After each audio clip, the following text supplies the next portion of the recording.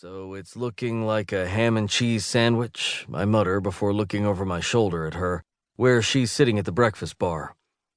Or takeout. The sandwich sounds great, she says happily, swiveling back and forth on the stool. It's not fancy. After-sex snacks aren't supposed to be fancy, she replies with a laugh. I'll happily eat the sandwich. Oh, I have Doritos, too. I walk into the pantry and return with a big red bag of chips, pass them to her, then get to work building our sandwiches. Perfect? She munches away, watching me slice tomato for the sandwich.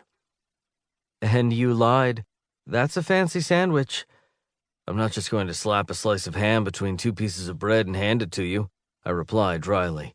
I want you to actually come back here. Well, good sex and Doritos is a good way to lure me in. She chuckles and takes another bite of a chip. So, is this normal for you? Nothing with you is normal, I say, making her tilt her head to the side the way she does when she's trying to figure something out. And I mean that in a good way. Proceed, she says as if she's drilling a witness, and my dick twitches. Jesus, I love the way her voice sounds in the courtroom. Well, I don't make a habit of bringing women home. Yeah, I could see why you're embarrassed by this place, she says with a nod, trying to look serious, but her lips are twitching. You're sassy tonight. Every night. I close her sandwich, cut it in half, and pass it to her. She takes a big bite and sighs in happiness, which only makes my dick harder.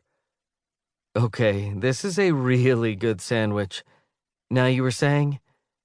If I bring a woman here, she doesn't stay the night. I told you I'm happy to go home. Until you. This makes her stop chewing and stare at me with a frown. Then she swallows her bite and reaches for a Dorito. Why? Why you? She nods. I enjoy you. I begin as I close my own sandwich and take a bite, thinking about it as I chew. But it's more than that. I've started to crave my time with you, and when it's interrupted, I'm pissed. Well, that's not a horrible thing to hear. It puts me in a vulnerable position, and that's not something I'm used to, Sienna. Me either. I take a bite, watching her. I like your confidence, your honesty, and your legs are fucking gold. She grins, walks her empty plate around the island to place in the sink, then looks at her fingers. Without missing a beat, she drags her fingers, covered in Dorito cheese, down my cheek. Did you just do that? They were dirty. I finish my sandwich, then haul her over my shoulder, stomping to the bathroom. Hey, where are we going? We need a shower. I just need to wash my hands. She giggles, slapping my ass. I need to fuck you in my shower, I reply, and she stills. Carry on, then. I'm so disgusted, Sienna says the next day as we're sitting in her grandfather's dining room, sifting through more boxes. What's up? I'm just so disappointed in my family's filing skills, or the lack thereof, she says with a sigh and leans back in her chair, stretching her arms over her head. We swung by her place on our way over today so she could change into her own clothes. She chose a tight black t-shirt and cut-off denim shorts.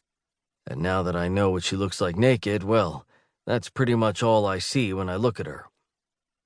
I mean, I'm meticulous in how I file at the office and at home, she continues as she stands and walks into the kitchen for a bottle of water. It's like my grandfather just randomly chucked papers into boxes as he was moving out of his office. Maybe it wasn't him, I suggest. He might have hired movers to do it. They don't care about order. True. She returns to the table and sits, pulling another stack of papers over to look through. But it makes the OCD in me twitchy. I get it. I chuckle and my phone rings. It's Finn. Hey, what's up? She said yes, he says, his voice full of excitement. Of course she did, I reply with a laugh. The Cavanaugh men are quite a catch.